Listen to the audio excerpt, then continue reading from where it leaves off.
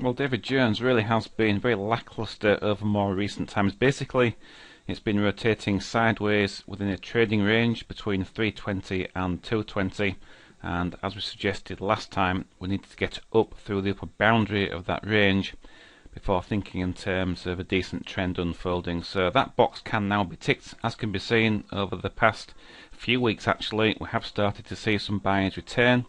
A good impulsive movement higher from these lows, and that's exactly what we need to see at this stage of the trend. I'll come back to the wave count in a moment, but this is certainly a big step in the right direction, and obviously that line of resistance has been overcome, and that should now become support. So if we do see weakness, we prefer to see more of a sideways consolidation as opposed to a deep correction.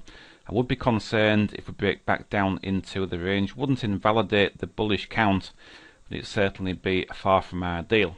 So in regard to the wave structures, not quite difficult to decipher still. The headline pattern really is the trading range, but having said that, we have a wave A, this flat correction into wave B, so A being a wave C, that's a running flat right there. And from this juncture, this is really where the impulsive price action kicks into gear with a degree of attitude. So up to wave 1 or A, 2 or B. This is the 61.8% retracement level here, tagged very nicely, and as I've just mentioned, a good impulsive movement higher thus far.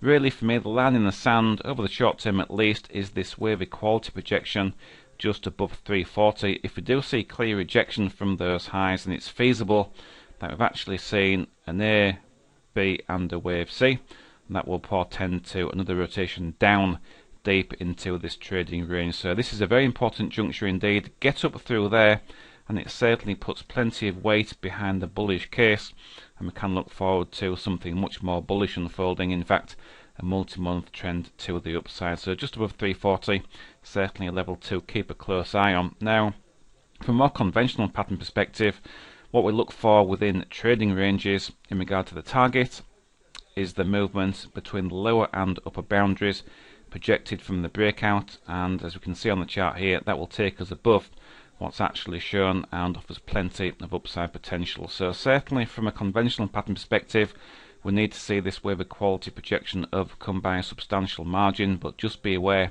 if we do reject at these slightly higher levels, then that really would be reason for concern. Wouldn't move us to a bearish stance, but it would just take some wind out of the sails that have presently been chasing price highs. So looking good here, but let's see what transpires at the wave equality projection.